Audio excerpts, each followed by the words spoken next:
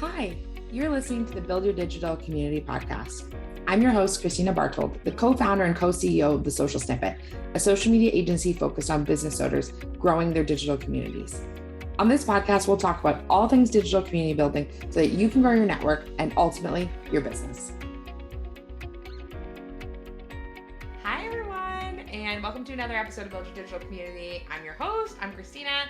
Got my bestie here, Maria. Hi. This is actually our second episode of the day. We rarely ever even get a chance to do one, so 2 in a day is good.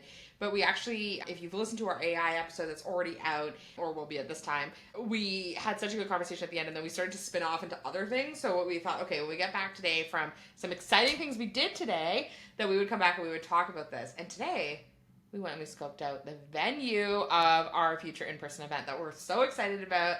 More information will come out in the fall, but it was pretty great. Exciting things in the works. It was a very, very high vibe day. Yeah, I love it. I love it. So I am so excited today because we are going to actually talk about what to do when you're scared of showing up. And I've done an episode on this before, and it was actually one of our top rated episodes, which was like how to get over the fear of showing up. But we actually just want to talk about Instagram stories today because when we were building my other business, the ChristinaBartold.com personal branding business, a lot of it was built in Instagram stories. Most of it, I would say, actually. Yeah. But it didn't come like super naturally to me. It's not like one day I woke up and I was like an Instagram sensation and I was just like, hi, I'm ready. But it took a while for me to get like excited and like kind of ready for it. And so we kind of want to talk about like if you're in that place where you're growing your business, but you're not really sure about like how to show up on stories or like why that's important, we kind of want to talk about that. Yeah. And I think it's really, really important. And your like previous business that we worked on together was such a testament to that. Mm-hmm. Like I think all of your sales, clients, like almost all of that stuff came from stories on Instagram. Would you agree? Mm-hmm, mm-hmm. And it builds amazing. It's actually my favorite tool. So you'll see actually one of our freebies is a story guide that I really recommend. So it's awesome because it gives you 30 prompts for you to be able to show up in your stories every single day for a month. So you have like no excuses on like how to not show up. So like we see you there. Like we know. But what we're really excited about when it comes to stories is like it builds so much know, like, and trust. So even when we do social media management for our clients, we still have an expectation that they're showing up. Like that they're showing up in stories because no one can sell their business quite like them. So I love it when owners show up in their stories and when people are able to kind of get all in on it. But we know that that kind of causes stress. But when we were building my business, people felt like they knew us. And we had built so much know, like, and trust because I was showing up in stories and talking all the time. Yeah, and it's amazing to this day how much like stories actually resonate with people. I had someone come up to me at our most recent event and said, You're killing the Instagram game lately. Like, I've been loving your personal brand. You're all over it, blah, blah, blah. And I was like, oh, thanks. Like, that means a lot. But I just feel like I haven't really been doing that much. Like, I'm slacking on the feed posts. Like, I'm not really doing that much on the feed. I gotta post here, a post there. I'm like, I could be a lot more consistent. And she was like, I don't know, does anyone look at the feed posts anymore? And I was like, wow. So because I had been showing up consistently in stories, that was her version of me showing up well on social. And I think it's done such a turn from the beginning of Instagram where like stories I don't think existed at the beginning. And then they came out with this new thing. And now I feel like it's almost pivoted to where the like people use stories more than the feed sometimes. I think stories, I could be totally wrong about this. So like this is not social media fact, but I think stories came up to mimic Snapchat. Yeah, I think they did. Because of like the 24-hour thing, right? And that people were responding so well to like having content up for 24 hours. And actually something interesting is, so my husband's family, Josh, they use Snapchat exclusively to communicate with each other. We've talked about this before where it's like, we have a Snapchat group that's like hopping off all the time. And like everyone in this group is like between the ages of like, I'm the youngest person, like 31 and 40. And isn't Snapchat's demographic right now? Like really they're going for the like the young people who have photos to share with one another, and I'm going to leave that there. But I'm sure people use it for other stuff. But like Josh's family uses it really actively, and so it's interesting how that's a tool for communication instead of something like an Instagram chat or even a text message group. Like it's just they got used to it over the years, and the Snapchat thread's been going on for like 10 years. Like it's been like going on since the beginning of time. So it's interesting because I think stories kind of came up like that, where it was like this thing that doesn't live that long, which actually is so great because it takes the pressure off of it. Totally. And that's actually something that I always tell people when they're nervous about posting the feed. I'm like, post in the feed, I get it. It lives. There's some anxiety about it living, and that's like nerve-wracking for people. But what's more interesting, I think, is the fact that it like doesn't live long in stories, and that's a great way for you to kind of play and test and see what your audience actually likes, because it's only gonna be up there for 24 hours. Yeah, such a good point. And I feel like the other piece of magic in the stories is like you just get to know the person so well, and like that's the beauty of social in general, right? And that's what you're trying to accomplish with your feed, is like build that know, like, and trust with your clients or potential customers or audience or whoever it is that you're kind of talking to or putting your content out into the ether. But it's just so personal on stories, and even like the way now that you can like them and the polls and all the different features, like there are so many tools you can use to interact with your audience, and it feels very like easy and natural and not permanent. And yeah, I think stories are just awesome. Mm-hmm. Yeah, I love it. So I'm curious for you, Maria. I know stories are more stressful for you than they are for me. Yes, right? correct. I more easily can jump on a story and be like, hello, this is the situation. Here's what I'm up to. Here's my breakfast. It's not a chia seed pudding. But I'm curious for you, Maria, like, what has been part of your journey in kind of getting over being like fearful of showing up on stories? Because you've been killing it lately. Yeah, so I am that person who used to record like 100 takes. I'm actually still kind of that person. But I have made a lot of progress, I would say. And I think the mistake I made at the beginning is just like, I would look at Christina, and she's so good at it. She doesn't write a script. She doesn't think about what she's going to say. She literally like starts filming and in that moment decides what she's going to say. And it's always magic. And so if that's you, I love that for you. But that is not me. And I think a lot of people struggle with this. So I think taking the pressure off yourself of like, that doesn't have to be you. Like, you don't have to become that person who can just do that, and let it be okay that you're not that person. And then, you know, put tools and systems in place to help yourself be successful with it. So for me, like, I would say the number one thing that I started doing is just like taking a selfie and then kind of writing in text what I would maybe want to say in a video. So that was like the first step of, okay, what does this actually look like? What is something that I would want to say, but you have more time to think about it. You write it so you're able to edit it, look it over. Like, it's just a lot easier than actually filming a video of yourself talking. Yeah. But it kind of gets you in like the habit and the feeling of what it's like, and it gets you used to like what language I would say, what's the message, all that stuff. And then I think the next step from there is just like, you just kind of do like one little baby step at a time. So maybe even before the selfie, it's just like a picture of your walk or your breakfast or whatever. And then you graduate to the selfie, and then you graduate to a 5-second video, and maybe someone else is in it and you are both sharing together, and then you graduate to a longer video. For me, I write notes ahead of time. I put them like behind the camera, what I'm gonna say. You can do a full script, you can do bullet points, whatever works for you. But I think for me, what has been like the biggest game changer is, one, like taking the pressure off myself if I don't have to just be able to like open the camera and, you know, start winging it and say something. And then also just taking those baby steps to like start making progress towards where I want to be, instead of just like jumping right in the water. Because when I jumped right in the water, I would just like fail and fail and fail and fail. And then that's also not a great feeling, right? I love that. And actually, like, what really resonates with me from that, and I think it's going to resonate with our audience, is that, like, it wasn't like Maria got up there the first day and was like, hi, I'm there. Right? Like, she's getting closer and closer to who she wants to be by, like, taking that, like, radical action. So even today we were in the car and Maria's like, let's do a story, because, like, this is a moment we're going to want to document. Like, us going to see this venue. Like, this is our first big in-person event. We've been doing small ones. They've been awesome. Like, 35 people. We're obsessed. We're obsessed with this concept of, like, what we're offering.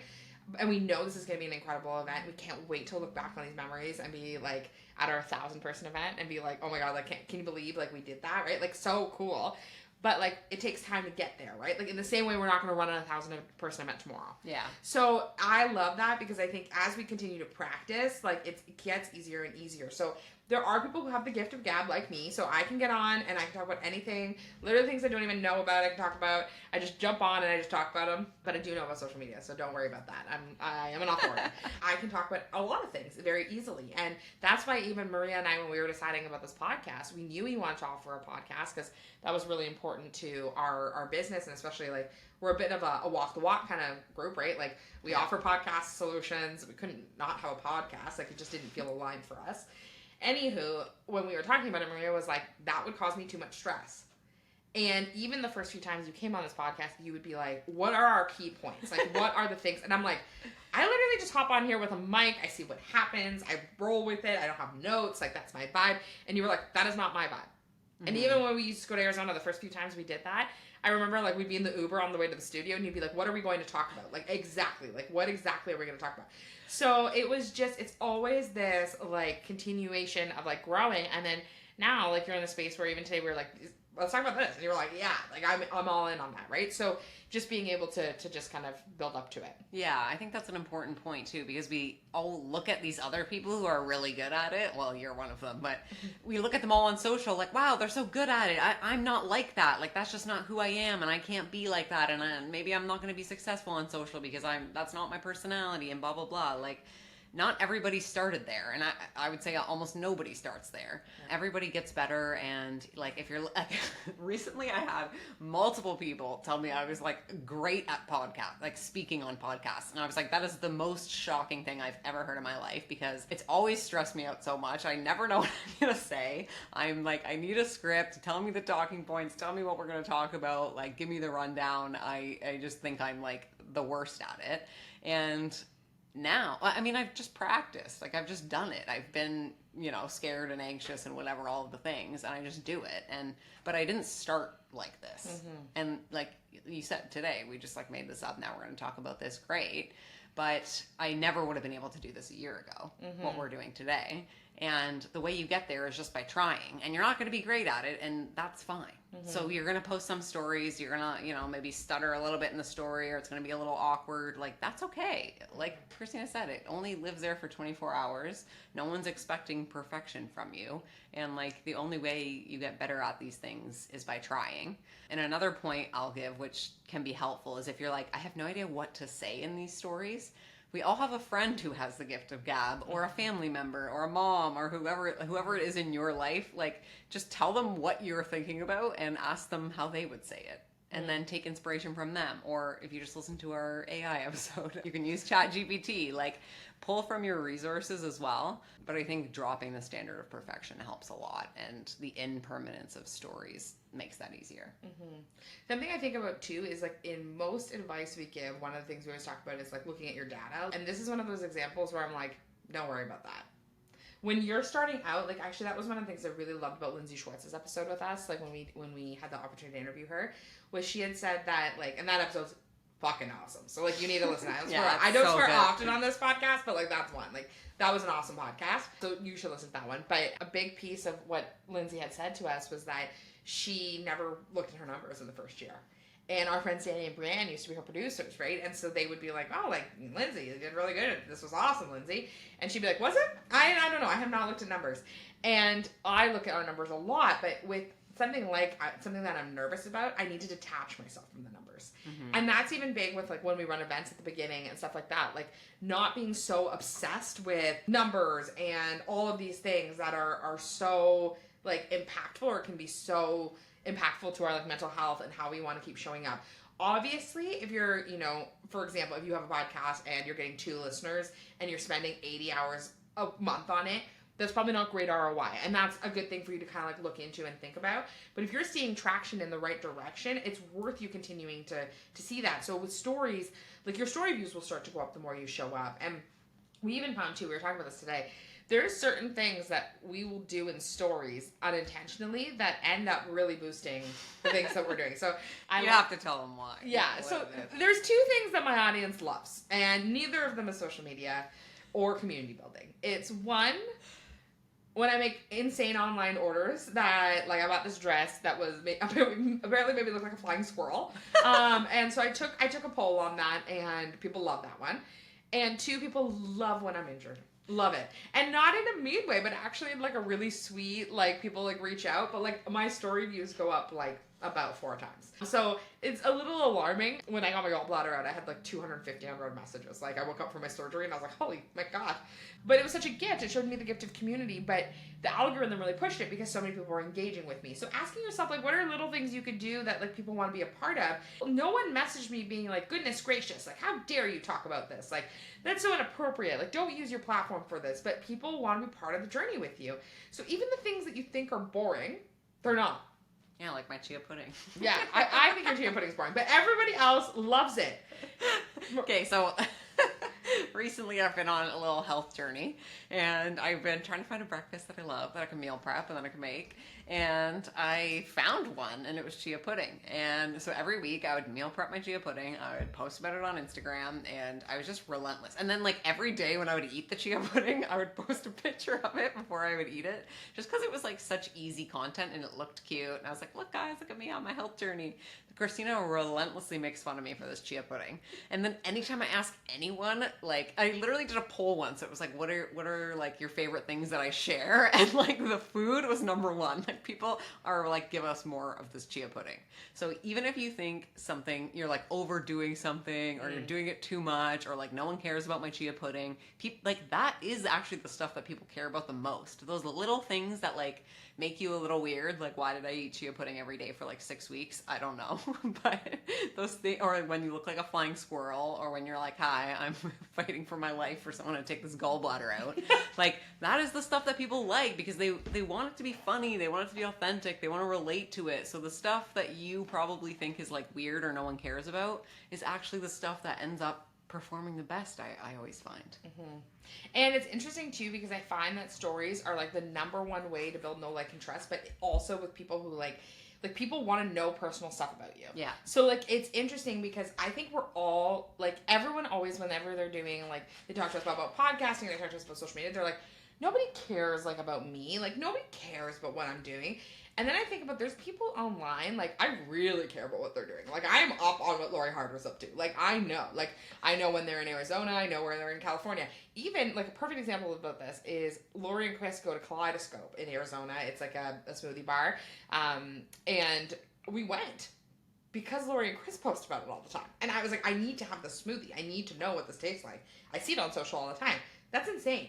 But that shows you the power of social media, right? And that is a very personal post. It had nothing to do with their business coaching, and nothing to do with what they were up to, right? It just had to do with their personal life. We know about their dogs. We know all these things. So I think, like, instead of being worried that you're boring, like, think about, like, how can I use, like, these details about myself to connect with somebody new? Mm-hmm. And I actually think that that's the most powerful thing. Is like, people love that I have a dog. And, like, people will show up all the time. He's actually in the background, just so you can see him if you're watching on YouTube. But, little doggo. But people will ask me all the time about Patrick. Yeah. And I'm like, why do you care that I have a dog? But it's part of the thing. Like, people are curious about, like, what our life's like. Or, like, we also both get maximum views when we're, like, on a trip. Mm-hmm.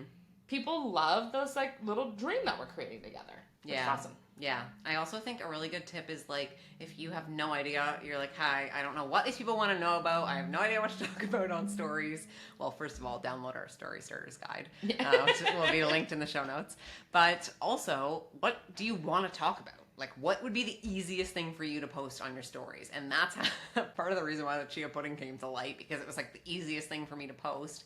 And I was interested in it at the time. Mm-hmm. And that's something I've been on lately, is interested is interesting. So if you're interested in something, people are going to find it interesting when you post about it, because your passion and your interest comes through. Mm-hmm. And when I talk to our good friend, Marina Middleton, about personal branding, she always tells me, she's like, just post about whatever you want to post about, because that's what people want to hear. Mm-hmm. So whatever, if you're like scared of showing up and you have no idea what to post, what is the like easiest, most fun way for you to show up today? Do that thing.